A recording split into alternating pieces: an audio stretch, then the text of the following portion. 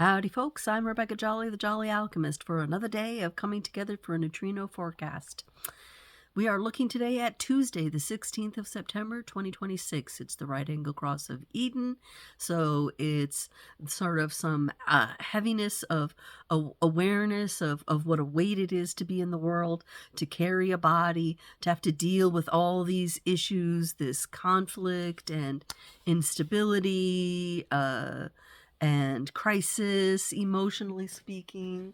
And what is it that we have on our underlying energy here? Let me see. I forgot to look at that. Oh, 12 and 11. So it's the ability to have ideas about it and to speak about it. So gate, no, it's on this side. 12 is coming out of here towards the emotional center, being able to cautiously communicate about moodiness. And then 11 is the gate of ideas coming out of the mind here. So that's the underlying energy for this cross. So it's a lot. I said I would talk about the people today. So the famous, or maybe people you might know of, who carry this right angle cross of Eden in the third quarter, which is about interpersonal things, relationships, figuring out families and mating and bonding and all that sort of stuff. We have, it's a big list. John McAfee, David Copperfield, Agatha Christie, Anne Bancroft, Lance Armstrong, Elizabeth Tudor I, Jean Renoir, Jada Pinkett Smith, B.B. King, Ken Kesey, there's an interesting one, William Golding, Greta Garbo, Francis Farmer, Peter Falk, and Brian Epstein. So we could definitely see Brian Epstein being involved in a bunch of conflict and crisis. Can't wait. Anyway, definitely some people that if you sit down and look at it, you can see these energies moving through them. The crisis, the conflict, and also the ability to speak and try to be influential about ideas. Yeah. All right, today we're looking at 6-2 as a sun energy. This is the energy of the gorilla. And even 64 Keys calls it gorilla, interestingly enough. So that gorilla is to remind ourselves about finding the weakest point for an emotional attack and then retreat, the tip of the emotional wave. Ra talks about these people having an energy of conflict about them, but it can also be... It's because we're dealing with the second line, we're dealing with an energy that people are giving off. It's a projection field. It's not always what's really happening, but these people, because they have the second line, they're living it without really examining it. So we're looking at the nature of intimacy and what stops intimacy, what produces intimacy, fertility and infertility. This second line can be a line of infertility because there's this very much kamikaze kind of energy. Attack or withdraw, or I'm in it, I'm at it, I'm into you, I'm not into you.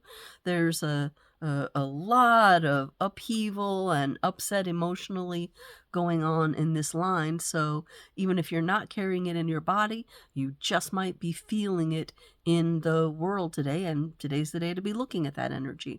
On the other side, we have 36 line 2. That one is called support, imaginative assistance to others in times of crisis. So this is touching on another one of the themes of the 36th gate, which is not just crisis, but compassion. These people have been through enough emotional crises on their own that they can have compassion for others. And that's, of course, also what's going on in the gorilla energy. Every time they retreat themselves, they're feeling that weakness in themselves.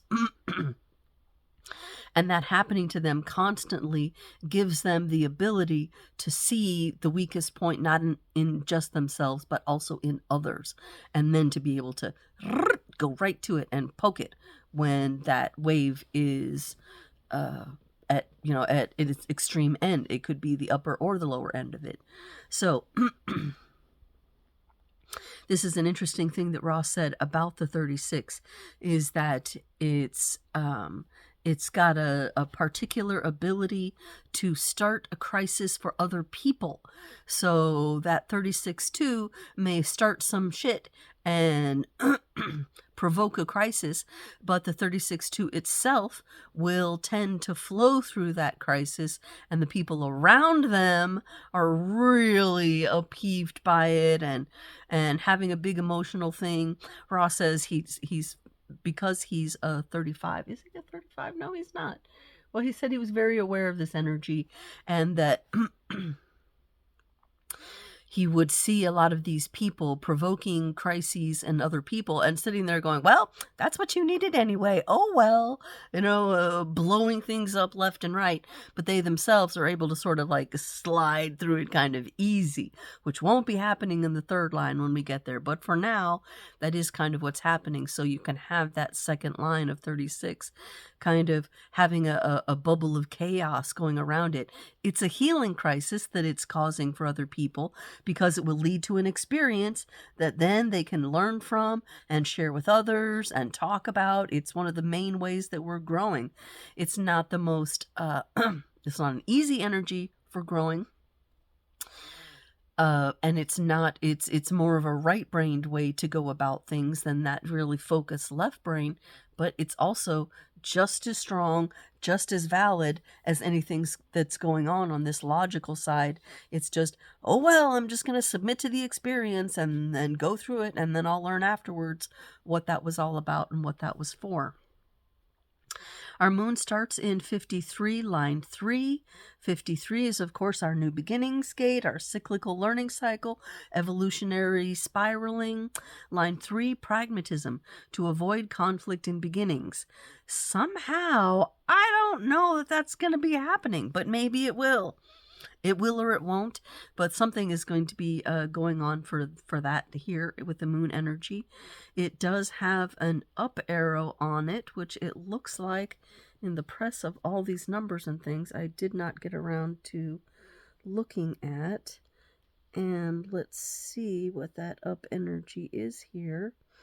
That is the practical nature to avoid conflicts in order to secure future success and retain support. So maybe this will be able to, for a little while today, soften the energy of the conflict that is generally circling the globe. Then the moon energy will move to 62, attention to detail. This orange one that I have here, and then it will move to 56 on the other side, which is the storyteller, the seeker of the seeker, curiosity, wanting to see what's on the other side and tell a story about it. So those are today's moon energies. Mercury, of course, which is now turned into our foreshadower, energetically speaking, is looking to go through 4 and 5 and even into a little bit of 6, but I figure let's look at 4 and 5 at least in gate 6, this crisis we're all about here. So 6, line 4 is triumph, to amicably unfold natural and dominant power in relationships. Of course, that 4th line is looking at relationships and being influential, because it's the first one that's starting to see, oh, there's somebody outside of my internal process in the world. And then 5, what we're really wanting to see in that 5th line is mediation, being able to handle the conflict, not just be blown about by it or use it to carry chaos into the world. Restraint, in order to avoid conflict. Shoo! Finally, some of that relief. At least it's a foreshadowing of the relief that will be coming as traveling through the conflict. Meanwhile, Venus is going through 29, 2, and 3. On the 2, it has a down arrow. I believe we already looked at 29, 2 yesterday. That was the ability to judge, assessing whether commitment is appropriate. And now we're going to be experiencing it on the down part of the wave there, which is the inability to assess whether an experience should be made and whether one's strength will hold out to the end. So that definitely will affect the area and the feelings of conflict. It's I'm in this conflict. I don't know whether I should make a commitment inside of this conflict. I don't know if I can see it through to the end. That's the energy that's happening there. And then our Mars is moving from 32 line 6, the end of the continuity wave, into 50 line 1, like I told you it was going to be happening. 50 line 1 is looking at values. It's the immigrant who develops and refines values, because of course they're confronting them as an immigrant. They're coming in new to the world, and really facing head on the values in a new place. And so that's why it's, you can imagine there the energy for an immigrant having to say, okay, I'm coming from a place that had its own values, its own structure, its own culture, into a new place, having to take on those values. And I will be doing that myself. I don't know if I told you this yet, but we're planning to it's not really a move, it's establishing a second base in Germany. So it's about recognizing that soon I will be the immigrant, and looking at all those values and the things that are going on in Europe and fitting myself into that energy that's going on there. So that'll be an interesting thing to look at. Our global energies are, wait a second. We do actually have a shift with the 53. It's moving into the up arrow. So that is, let's see here. Well, 53 is this cyclical learning cycle again, 53 line 6. The up part of it is the energy to find support for an initiative as the successes of the past serve as a reference. Hallelujah. It's a little more strengthening on the new beginnings, which is of course in some a bit of a power struggle with Pluto's energy, which is to hold on and really cling to the past. So yay for 53-6 moving forward on the global scale. It will maybe make a little bit of a lightening there. Let's see. 6-4 today also has an up arrow on it, so that's good.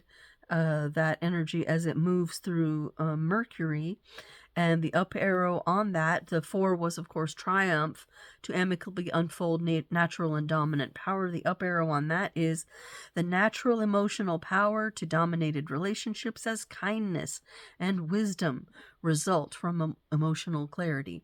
So this is an extension, of course, that insight that we gained from the first line of gate 6, which was about, in all things emotional, it's really, really good just to wait on it, to wait on that emotional wave as long as you can, and make sure that when you're wading into a conflict, it is the right time for that thing to happen.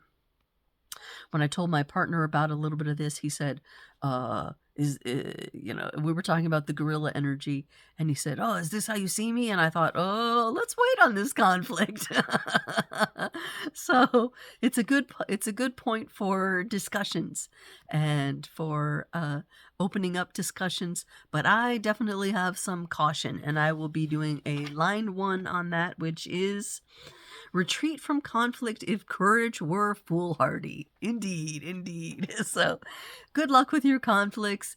Take it easy on yourself. Don't be hard on others. Recognize that this is going to be showing up in traffic as well as in larger cycles, and just try to take it easy. Try to be careful and not be in too much conflict if you don't need to be, because this is energy that is coming to us from the transit, and it's not necessarily something that we need to have a big fight about, but more just to look at it, to think at it, and to, in the process of our cyclical learning and beginnings, try to